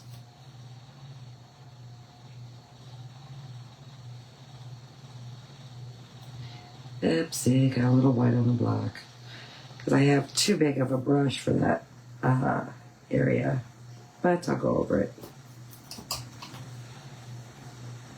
I don't know how I feel about these little bees. They look blasé. So they definitely need some shading and highlighting.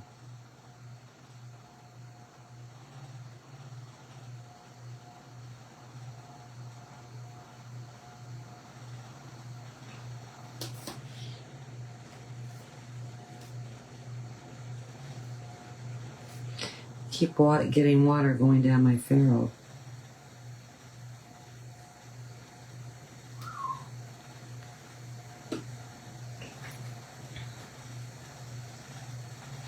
Alexa, how much time is left on my timer? You have 27 minutes left on your 2-hour timer. All right.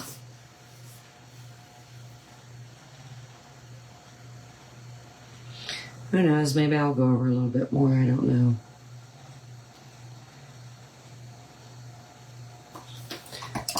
I definitely have to change my water because I'm cleaning my brush in really dirty water and I'm using white paint.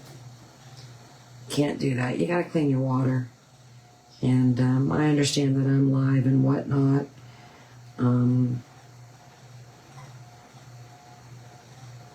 But I have to clean my water. So I will have to excuse myself.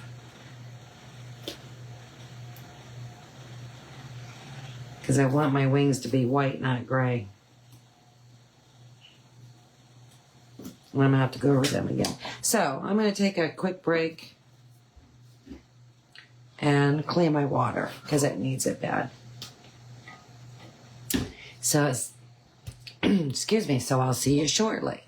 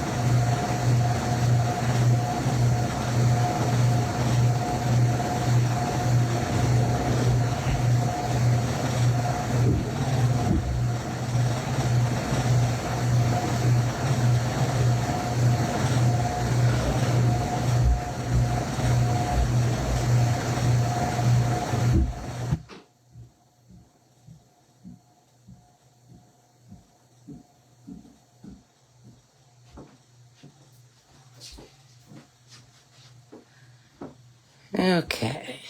Now I feel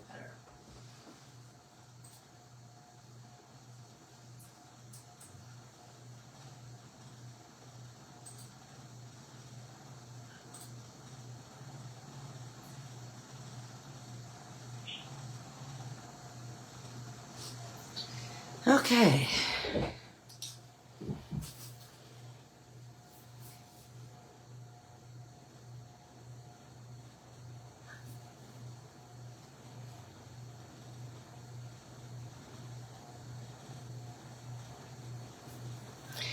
Yeah, it really turned out to be a nice day today. Considering all the fog we had this morning.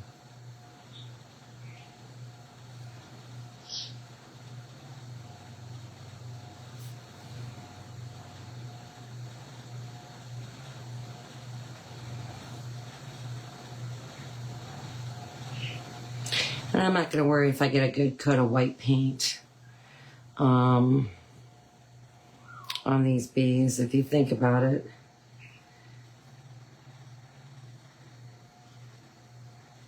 Bees' wings are translucent.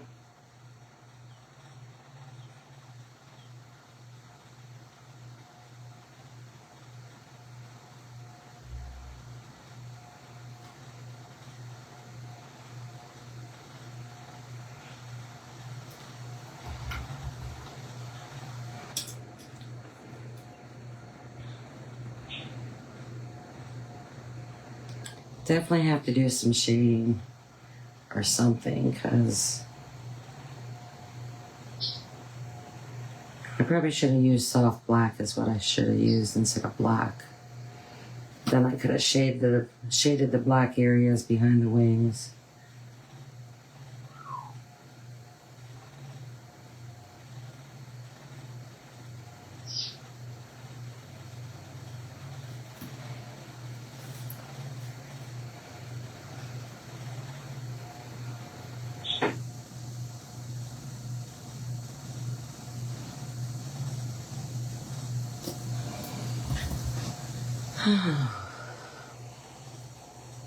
It's a warm one today.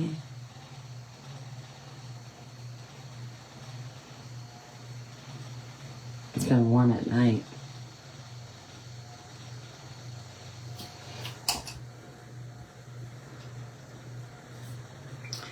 I think I'll be putting my window air conditioner in. This old farmhouse doesn't have central air because it's old.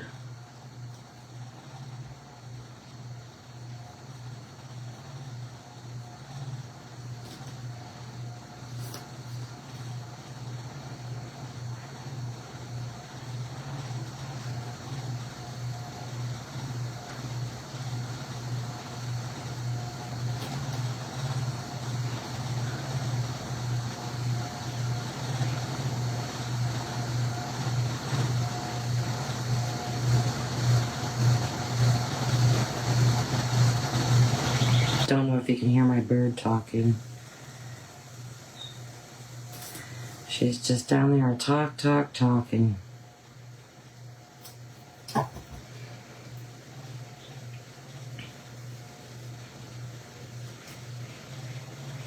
Alexa is her very best friend. Sorry, I don't know that. I know you don't. She talks to her all day long. I'll come home, lights will be on, music will be playing.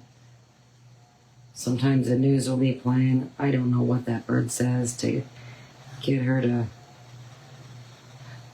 do some of the things that she does.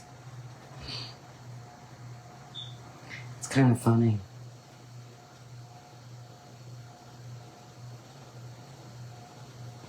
If I'm downstairs and I want to listen to music, I have to actually change the name from Alexa to computer.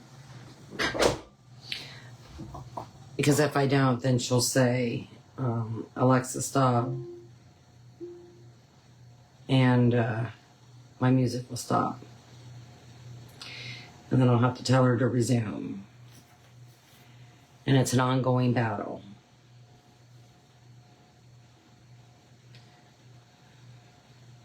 So I have to do that while I'm downstairs and I want to listen to music. She's an African Grey, a Congo African Grey. I got her when I lived down in Florida. She is, boy, oh boy. Oh, how old is she now? 10? She'll outlive me.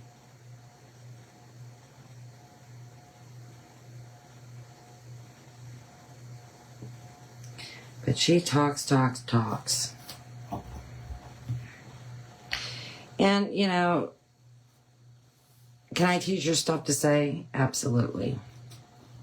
But she's going to learn what she wants to learn. And from what I understand is if you emphasize certain words, put an emphasis, you know, like ouch. And she says ouch. Because my husband is always burning himself or doing something when he's cooking or whatever, and he's in the kitchen. But he'll do that, and she's learned that word because he has emphasized that word. Another thing this bird will do is it'll talk in my voice, and it'll talk in my husband's voice. And like when I always come home, you know, I'll go John, and he'll go what, or vice versa, and like she'll say John in my voice and answer what in his voice. It's just amazing. These birds are so smart. And they can associate things. Like when I got her and I was living in Florida, one of the things I'd always do is, you know, when I would leave to go to work, I'd always say, all right, I'm leaving, I'm going to go to work. You be a good baby, you know, I'll see you later. I said that to her every morning when I would leave. And she would associate the time of day and me sticking my hand on the door handle. And she'd repeat that back to me because she just knew that's what I was going to say. And she knew at a certain time of night, if I was walking past her, I was going to bed. And she would say, night, night. She knew. It's just amazing how smart these birds are.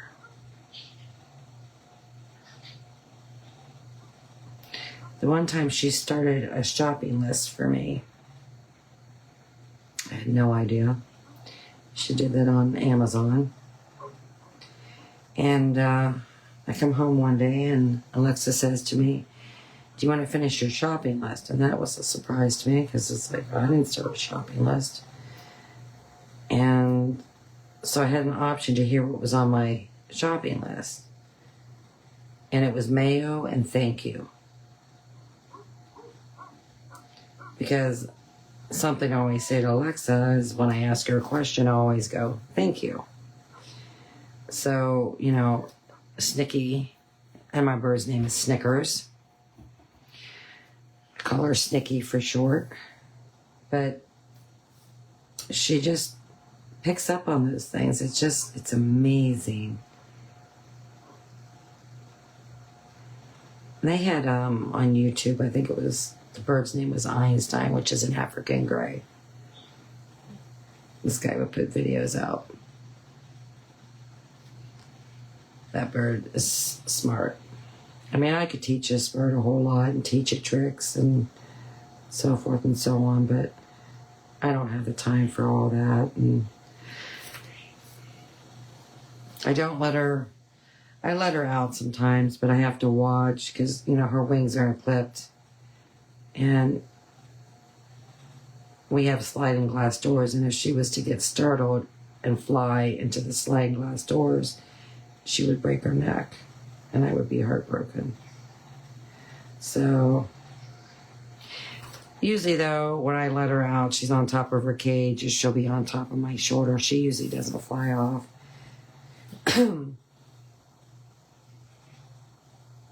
She's down there saying, "Get your banana." So that's what my husband says all the time. When he cuts a piece of banana, he always gives her one. And he'll say, "Get your banana."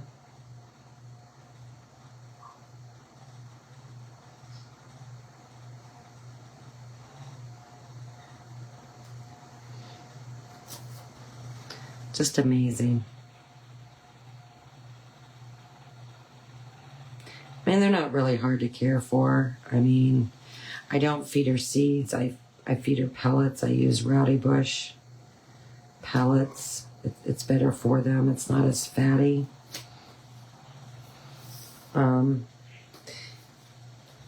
only negative I would say is, you know, they do have dander. You know, they have a couple layers of feathers, and you know, I'll find her down what they call down feathers here and there, and she does have dander, and sometimes, you know, shaking and whatnot. You know, there's like a dander dust that goes through my house, and when she eats, she's, you know, they're little pellets. They look like rabbit food. And she'll break them in half, and sometimes, you know, half will fly and end up with food on my floor. But other than that, I mean, no, they're not that hard to care for. Alexa, how much time is left on my timer? You have 8 minutes left on your 2-hour timer. 8 minutes. Well, I'm going to be wrapping this up in 8 minutes.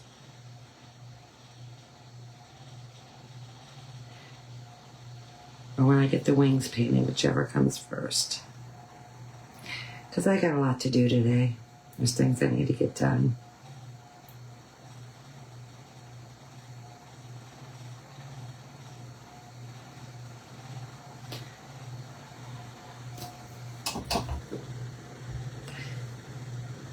I'm limited to the weekends to do things because of my schedule. I get up really early in the morning. So,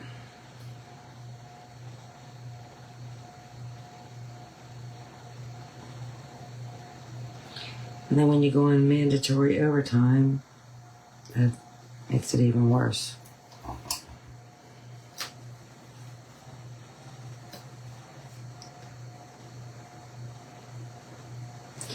And next week is going to be busy, even though it's a holiday. We got graduation. I want to try and come on and paint, but I don't know if that's going to be feasible or not.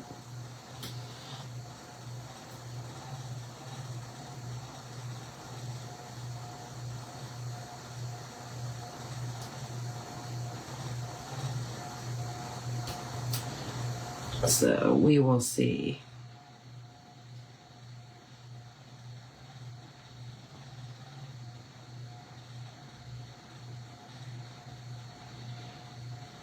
But I have a long weekend, which is nice.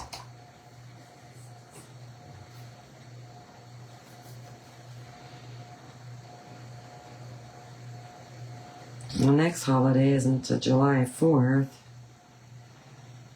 And I believe that's on a Thursday. Oh, that's going to be fun out here. Because people shoot the fireworks off out here, boy. Hours upon hours upon hours. You don't need to go to a park and watch them, because I'm telling you, some of the stuff these people have out here, you know, better than going to a park and fighting all that traffic.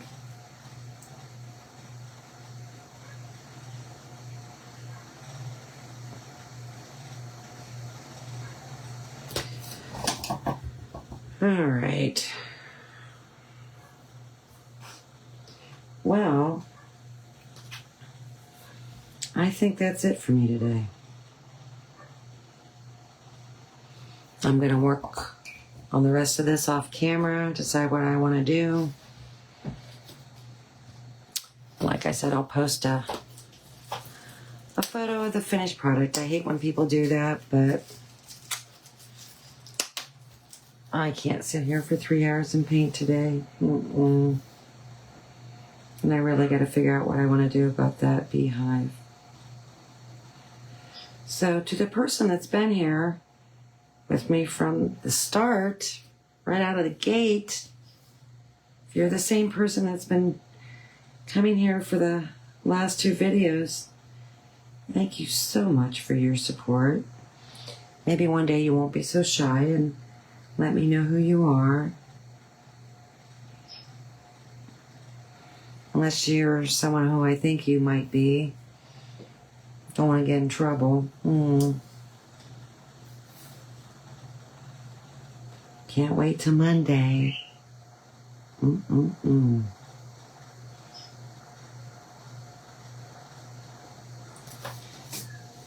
know, one day maybe you'll identify yourself. If not, so be it.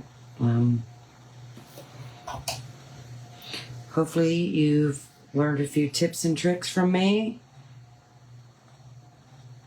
If you don't know how to paint, hopefully you learned how to do a little bit of painting.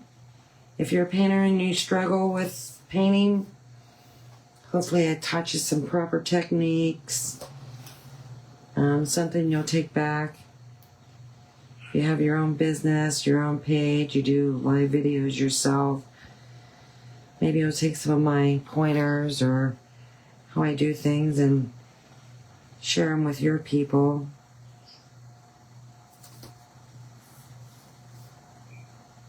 And if you want to share this page with, you know, your friends or another group, or so be it. But I want to thank you for being here. It means a lot.